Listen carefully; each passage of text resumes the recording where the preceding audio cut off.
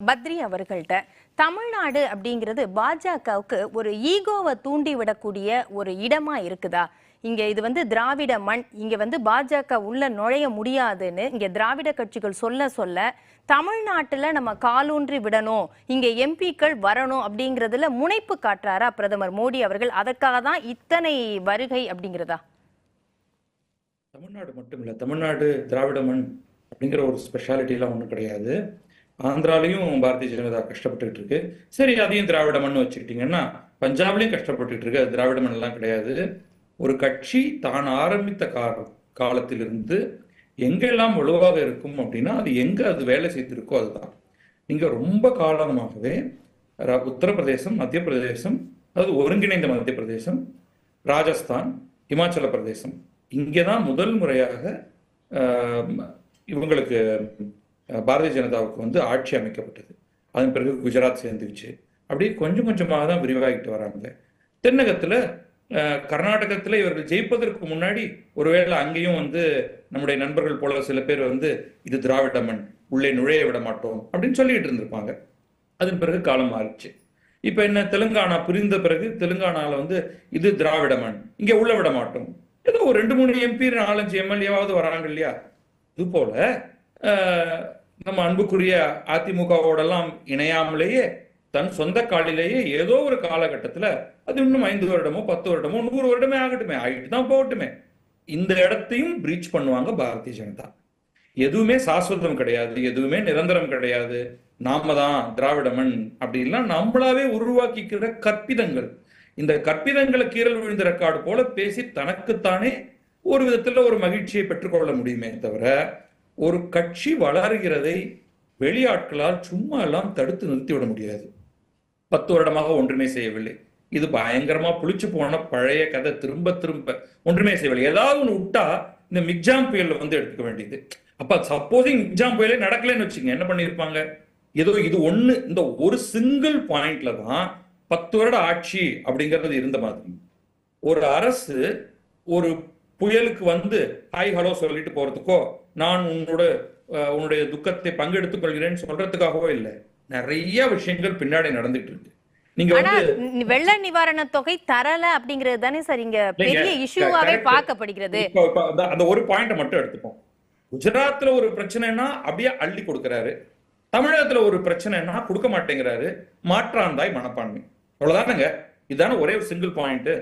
இப்ப இதை ஒட்டி நம்ம எல்லாத்தையும் இப்ப இது மாதிரிக்கு 2 பக்கத்துல இருந்தும் பல்வேறு விதமாக தகவல்களை கொடுத்திருக்காங்க, ரைட்டுங்களா? சோ அதுக்குள்ள போய் அதனால நான் வாக்களிக்க மாட்டேன் அப்படின்னு சென்னையில இருக்கக்கூடிய அத்தனை பேர் சொல்ல போறாங்களா?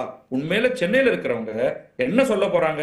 யோ, நீங்க என்னையா நீங்க ஏதோ குழிய தோண்டி வச்சீங்க, எங்களால ஏகப்பட்ட கஷ்டங்கள் எங்களுக்கு வந்துச்சு, அந்த கஷ்டங்களை எல்லாம் நாங்க பொறுத்துக்கிறோம், தண்ணி நிக்காது அப்படின்னு சொன்னீங்க. கடைசியா ரியாலிட்டி என்ன நடந்தது அப்படிங்கறத பத்தி பேச போறாங்களா? இல்ல நீ காசு கொடுத்தியா? ஒரு மாநிலம் தன்னுடைய பிரச்சனைகளை தான் தீர்த்து கொள்ள வேண்டும். அதுக்கு ஒட்டுமொத்தமாக 2 விதத்துல நம்ம பணம் தராங்க. ஓன் ரெவென்யூஸ் வருது, ஒரு பிரிச்சு கொடுக்கக்கூடிய ஒரு குறிப்பிட்ட பணம் வருது. இதற்கு மேல இதை பற்றிய அனாலிசிஸ்ல இந்த ஒரே ஒரு விஷயம், மிக்ஜாம் புயல்ல நாங்க பணம் கேட்டோம், நீங்க தரல, நாங்க வாக்களிக்க போறதில்ல அப்படின்னா நீங்க அதை உங்களுடைய சிங்கிள் பாயிண்ட் அஜெண்டாவாக முன்வையுங்கள். மக்கள் என்ன சொல்றாங்க அப்படிங்கறத பார்ப்போம். நான் இதை டிஃபெண்ட் பண்ணக்கூடிய இடத்துல இல்ல. It's not my job.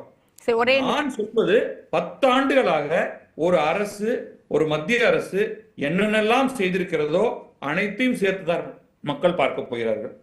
இதே பாரதிய ஜனதா தலைமையில் ஒரு காலத்தில் தமிழகத்தில் ஆட்சி அமைக்கப்பட்டால் அப்ப என்னென்ன விதமான நன்மைகளை பாரதிய ஜனதா அரசு கொடுக்கும் அப்படிங்கிறது தான் இங்க இருக்கக்கூடிய மக்கள் ஒரு டிசிஷன் மேக்கிங்க்கு எடுத்துக்கணும்.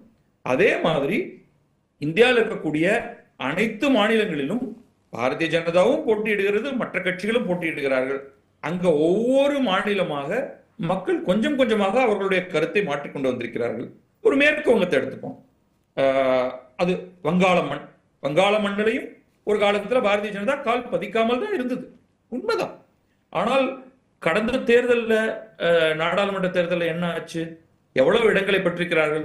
இன்றைக்கு கிட்டத்தட்ட அனைத்து கருத்து கணிப்புகளுமே வங்காளத்தில் திரிணாமுல் காங்கிரஸை பின்னுக்கு தள்ளிவிட்டு பாரதிய ஜனதாவுக்கு தான் அதிகமான இடங்கள் கிடைக்கும் என்று சொல்கிறார்கள். நடக்கிறது என்னங்கிறத நமக்கு ஜூன் மாசம் முதல் வாரத்தில் தெரிஞ்சு போயிடும்.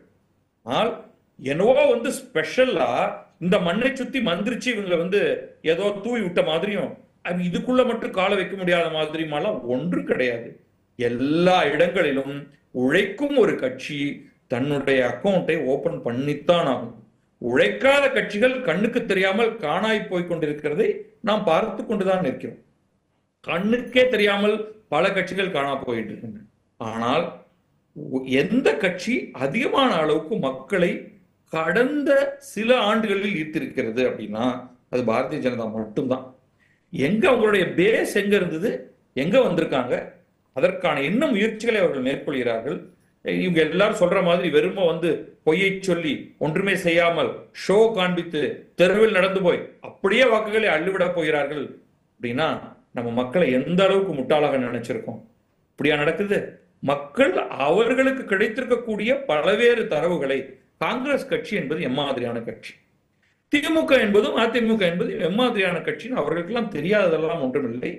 இந்த மிக்ஸ்ல இன்றைக்கு பாரதிய ஜனதாவும் அதனுடைய கூட்டணி கட்சிகளும் வந்திருக்கின்றன.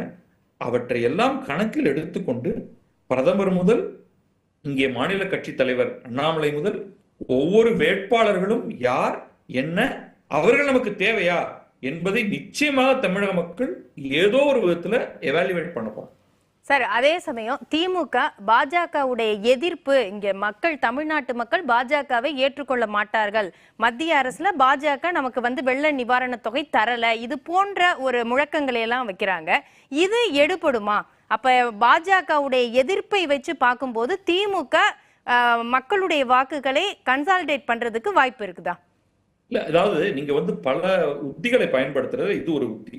இப்ப ரொம்ப இந்த ஒரு பேட்டியில வேற அவர் சொல்லியிருக்காரு, பிரதமர் மோடி 3வது முறையாக வருவது பாரதிய ஜனதா கட்சிக்கே மோசம் இல்லைங்களா, அப்படியே கட்சியே காணாமல் போய் இவர் மட்டுமே எல்லாருக்கும் மேலாக வந்துருவாருன்னு அப்படியே அந்த பாரதிய ஜனதா கட்சிக்காக நம்முடைய முதல்வர் உருகி இருக்கிறார்.